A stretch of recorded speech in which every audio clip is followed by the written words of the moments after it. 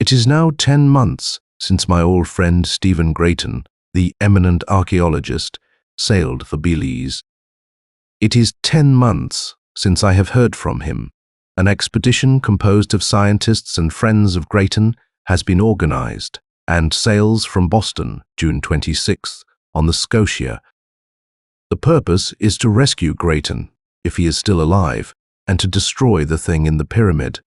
It is in the interests of science and archaeology that I am publishing this. I have the manuscript as proof. Anyone interested in this expedition and desiring to aid either financially or in person, please communicate with me at 19 Tremont Street, Boston, before June 15th. Signed, Michael Wentworth, Prof. Engineering, Michigan T, Boston, Mass. The story follows, word for word, as told to me by Stephen Grayton the night before he sailed. Of course, you know that, ever since my days at Harvard, I have been interested in archaeology, particularly in that of Central America. 15 years ago, 5 years after we left college, I inherited a sufficient amount of money to allow me to devote my entire time to research and expeditions. At first, it was the Aztec and Toltec ruins which fascinated me, but gradually I turned to the Mayan civilization, which is even more mysterious and more unknown. 2 years ago, I spent several months on the Yucatan Peninsula, most profitable and interesting months. I began to devote more and more of my time to the attempt to decipher the undecipherable Mayan hieroglyphics. After some study, I decided that these inscriptions at Chichen were written in a bastard dialect, a corrupted and degenerated form. The pure Mayan inscriptions must be elsewhere. I had not succeeded in really deciphering, understanding, and so I could not be sure. But that feeling persisted. The architecture, what remained of it, also conveyed this impression. It seemed a weak copy of some far loftier conception. This fever, to read these inscriptions, took firm hold on me. I have not lost it, but I had no idea where I could find what I sought. When I first went into Yucatan, I had picked up and attached as my personal servant an Indian boy, with just enough mixture of blood to make him more intelligent than the average. I taught him English and gradually won his confidence, though that took some time. One night I was working in my tent. I was almost in despair because I could make so little headway in what I had come to regard as my life's work. I was hampered still farther because so much of the city and inscriptions were overgrown and defaced, and my expedition was too small to undertake any serious excavations. I was alone, you understand, with the natives I had hired. I prefer to work alone. Monty, the Indian boy, came in. His native name was unpronounceable, so I had renamed him Montezuma, which quickly shortened to Monty. An idle thought came to me. Monty was an Indian, perhaps a diluted descendant of these very Mayas. He might know something about another Mayan city, some ancient tradition almost lost sight of, the superstitious reverence gone in the rush of years. I leaned back in my camp chair. "Monty," I began, "this is quite a city we're studying, isn't it?" His stolid brown face barely moved. "Yes, sir," he went placidly on, straightening the tent. "But I've decided it isn't so very good after all. It isn't very big. These people who built it weren't so much. It isn't worth wasting time on." His beady eyes flashed a bit. "But if you could see the real city, sir," I tried to make my voice very casual. "There isn't any other city. This is the only real Mayan city, and it's pretty poor. Everyone says it's the only city." "They lie, sir. This isn't the biggest city." "Oh, come now. How can I believe that? My father said so, and he had it from his father. The real city is south." "Oh, south!" "How far south?" "A long way. That wasn't much help." The electric torch lighted the tent only in patches. I could not see Monty's face distinctly. He might be lying. But why should he lie? Well, I don't believe it. I could show you. I could find the way from my father, though we have never been there. It is big, much bigger than this. He was talking with unusual animation. You could take me there. I tried to sound bored. He had sunk back into almost his accustomed apathy. My father might know. I know nothing, he muttered. Listen, Monty. I leaned forward. If you will take me to this city of yours, I'll give you a watch, a real watch, and your father one too. Monty was moved, but cautious. I'll go see my father, he promised. We packed up the next day and returned to Campeche.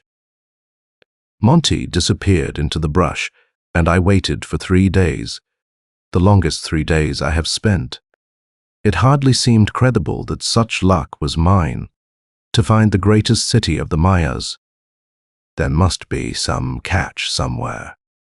When Monty returned, he was willing enough to show me the city, not particularly interested one way or another, and he did want the watch.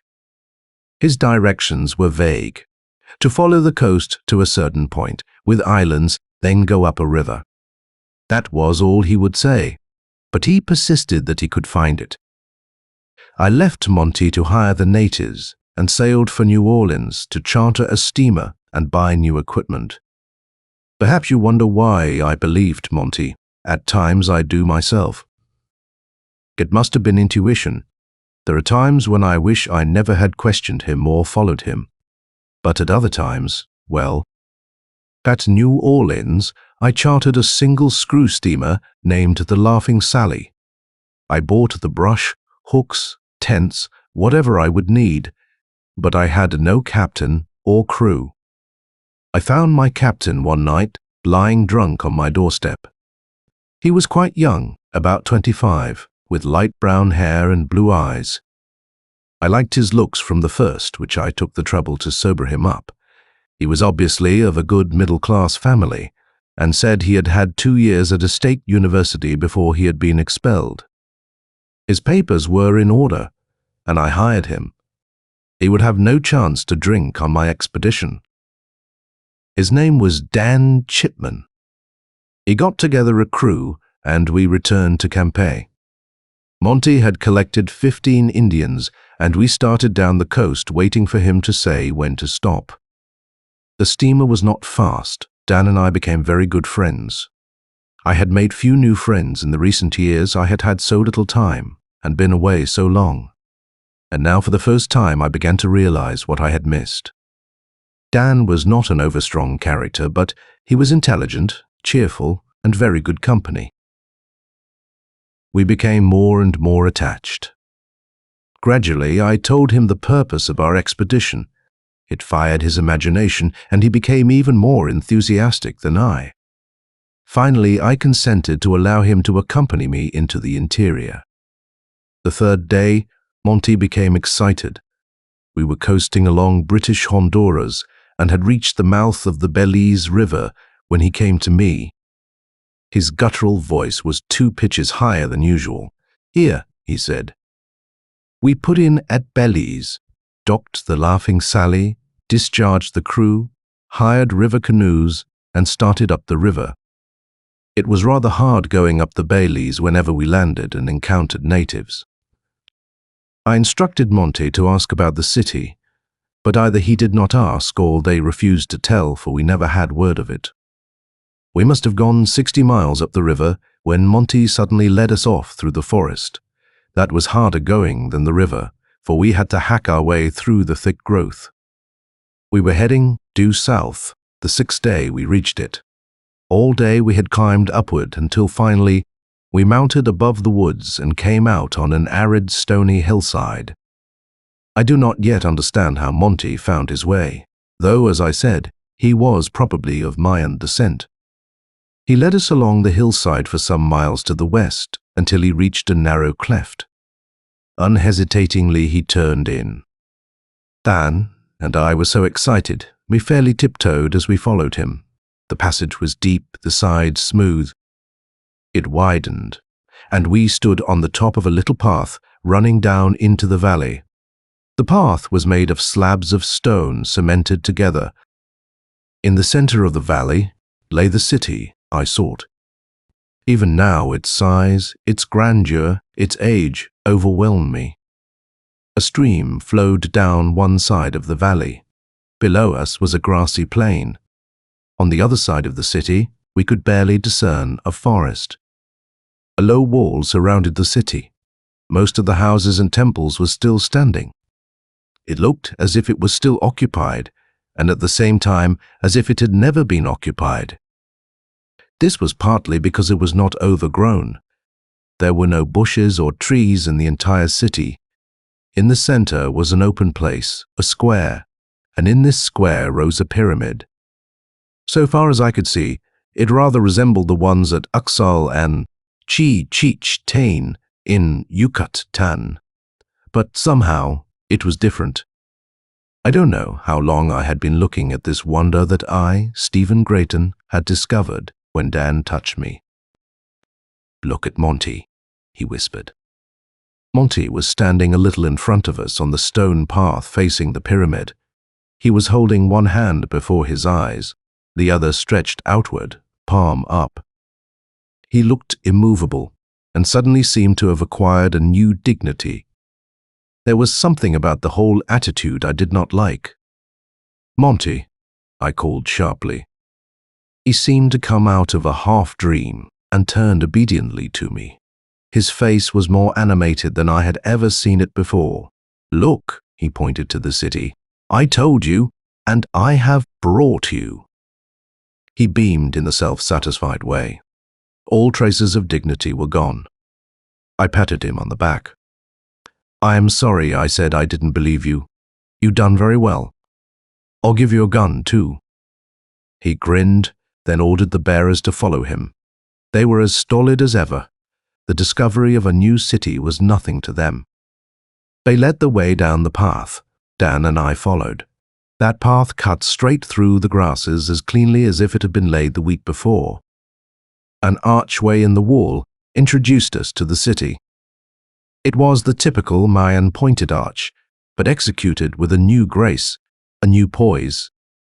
Then I saw why the city was not overgrown.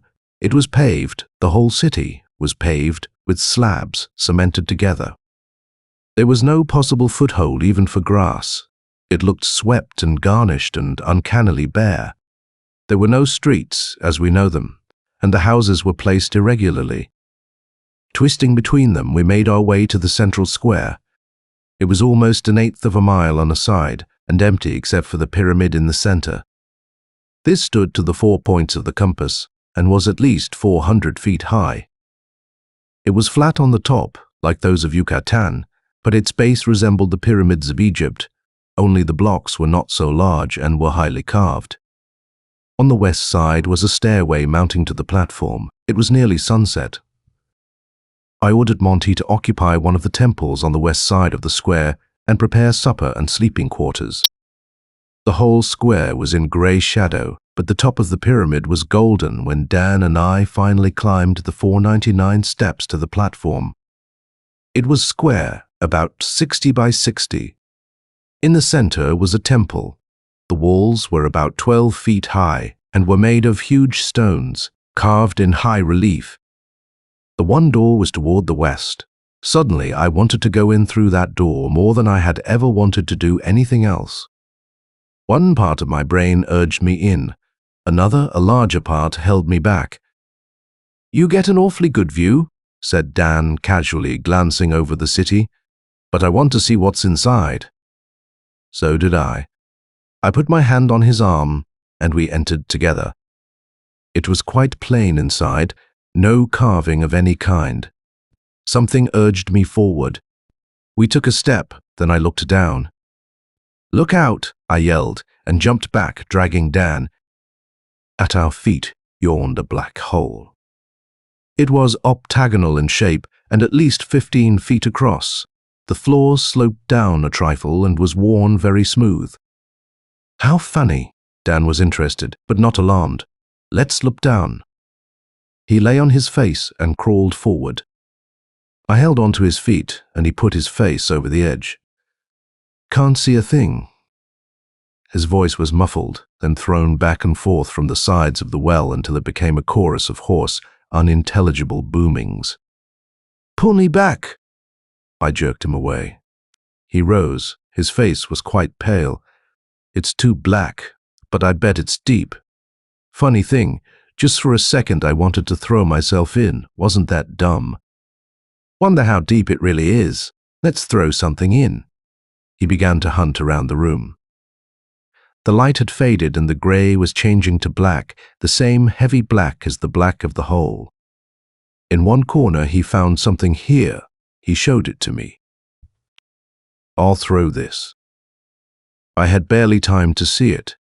It was a stone cut into the form of a cross, a sada, topping the Mayan symbol which resembles the crossed. I tried to stop him, but he had thrown it. We strained our ears to hear. There was no sound over the whole valley. The stillness was waiting for something which never came. We waited 2 minutes, but there was no indication that the carved stone had reached the bottom. We turned, left the temple, and descended the steps hurriedly. A bottomless well on top of a pyramid did not seem quite right. The Indians had brought in wood from the forest, and Monty had cooked almost all of it. In the courtyard of the West Temple, Dan and I talked volubly, but we avoided all mention of that black hole. After supper, the Indians went to sleep.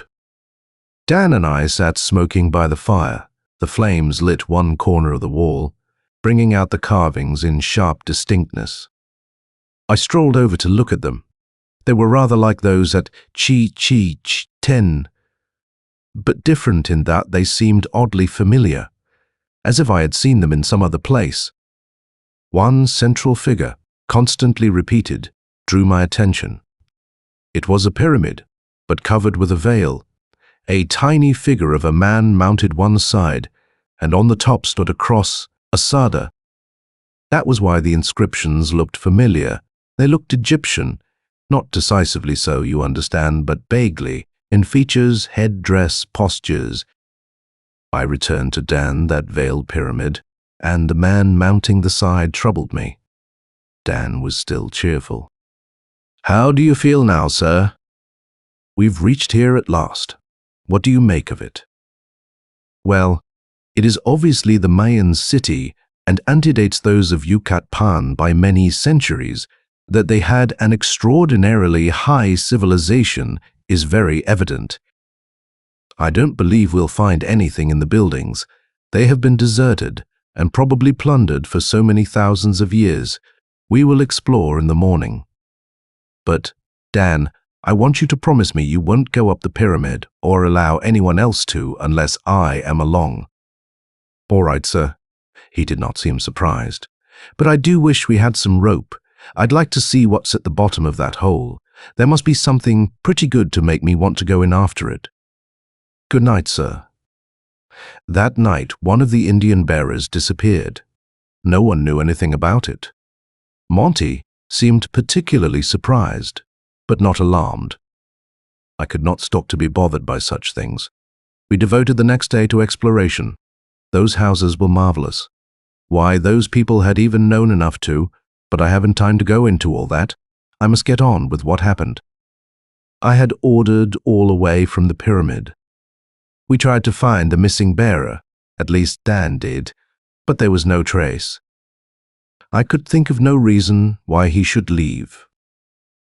The next morning, it was found another bearer had disappeared. The men seemed a trifle uneasy, but not actively so. Monty said he had probably gone to join the other, perhaps in the forest. They might return.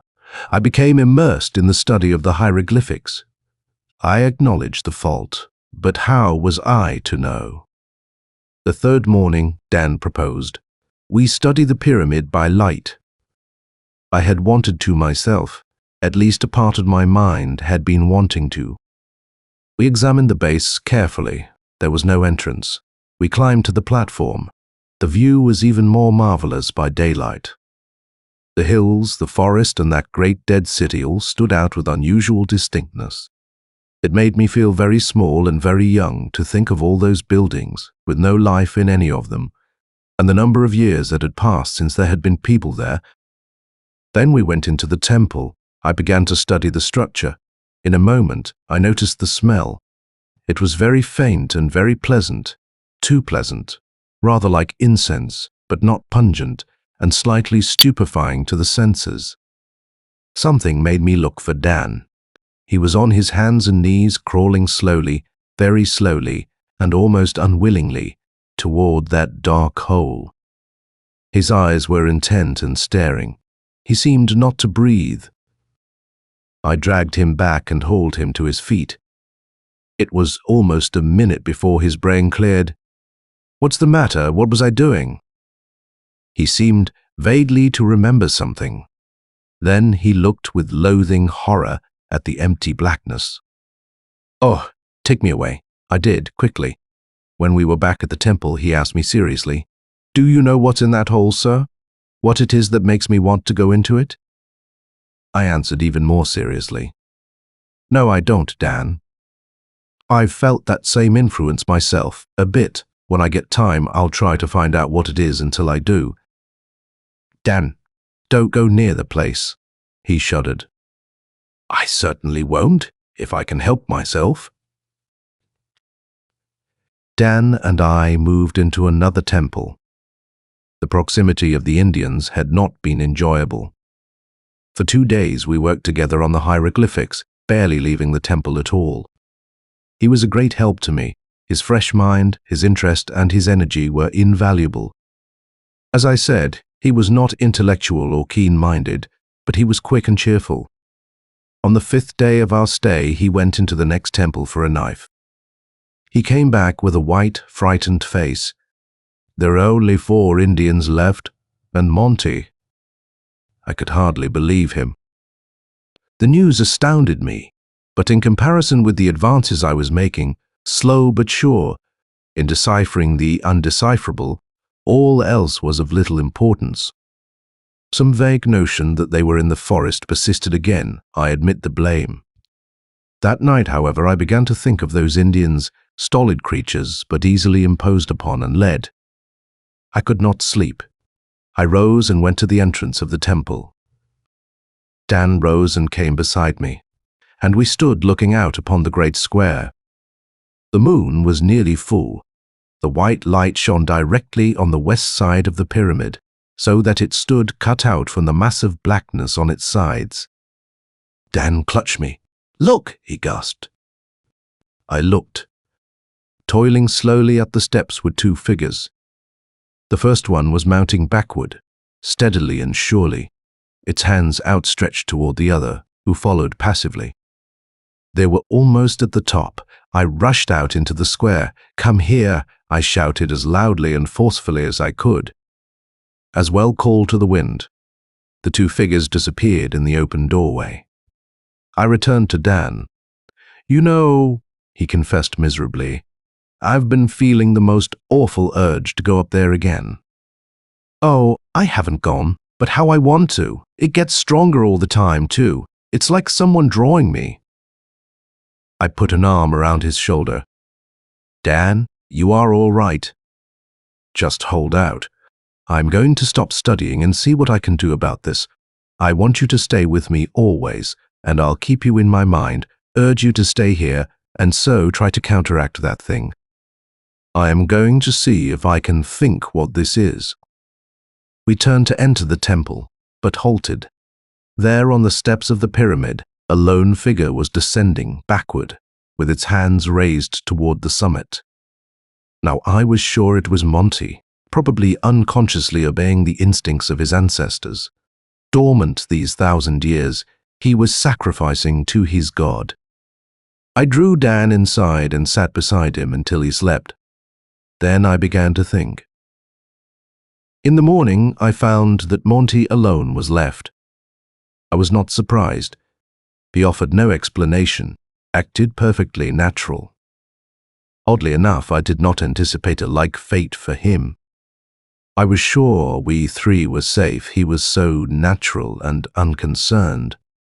Then I told Dan what I had decided. "You know something of Egyptian religions?" I asked. He shook his head. "Very little. I will try to explain as simply as possible. The ancient Egyptian priests, in some unknown way, controlled the elements, fire and water, or rather the elementals, as these forces are called.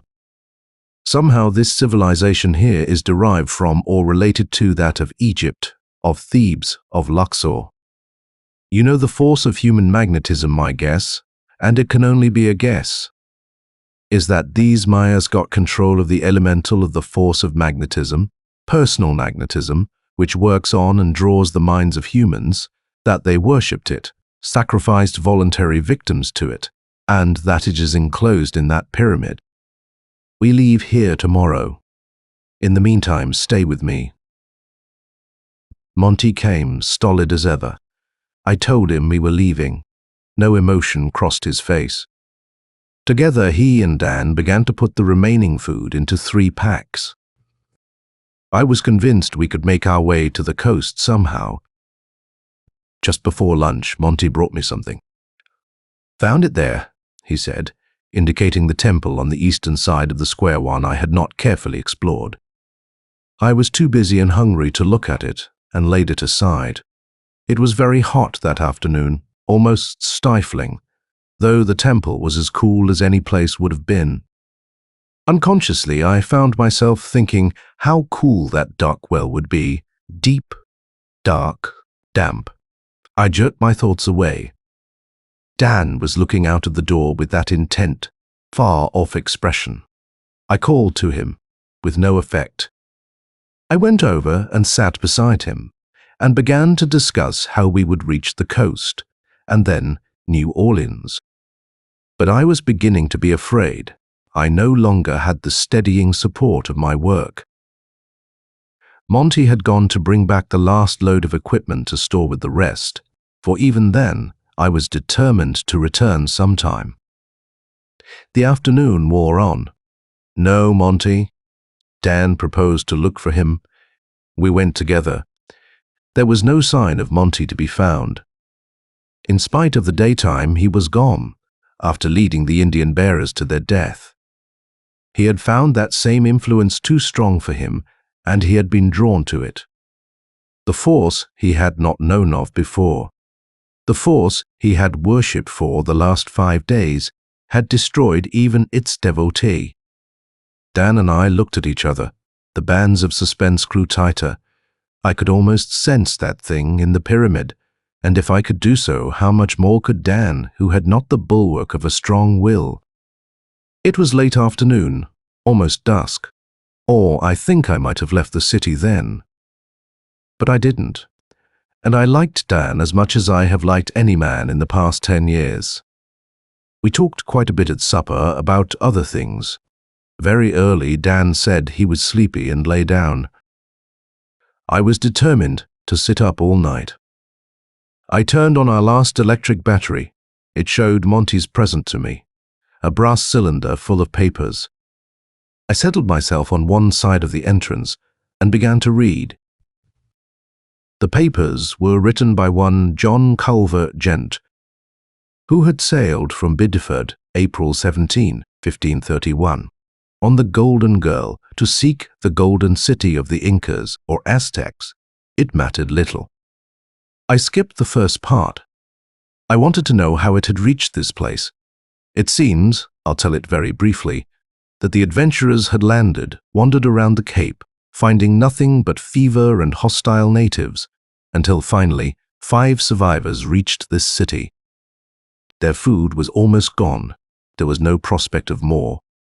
They explored the city, the pyramid, and there one, crazed by privation and fever, had thrown himself into the hole before their eyes.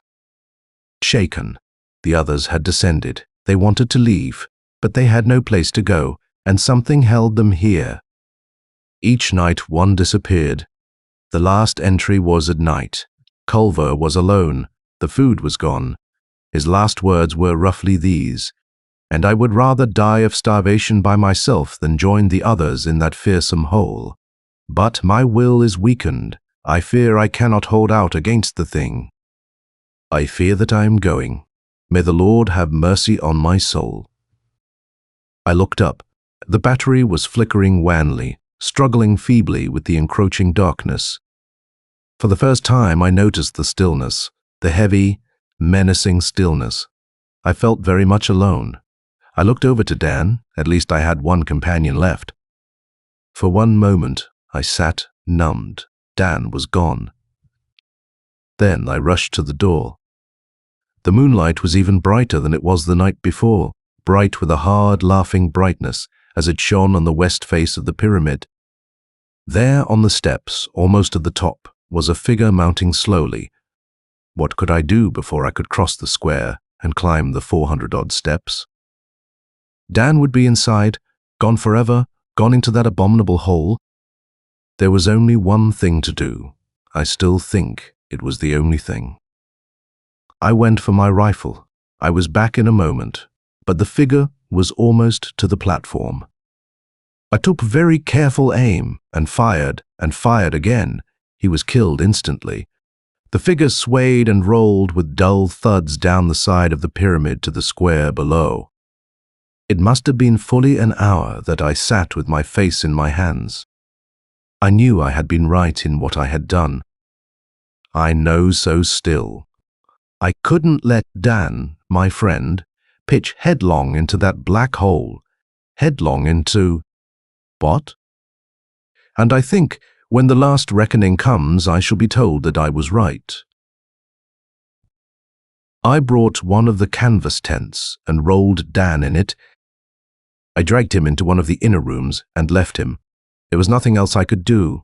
I reloaded my gun and started to mount the pyramid, filled with rage that was all the greater because it was impotent. I had some crazy notion of emptying my gun into those depths, though it could have no effect. I had ascended some 100 steps when a wandering breeze brought that sweet, numbing odor down to me. It must have gained in strength from the recent additions to its force the elemental had received. For a mad moment, I wanted to go on, to pit my will against that hideous unseen force. But common sense prevailed. I returned to the temple, took up one pack, and started out of the city. The moonlight seemed beating my back with hard, mocking blows. My footsteps rang out as never before. I was alone in the dead city of the Mayas, alone and afraid. I hurried toward the hills.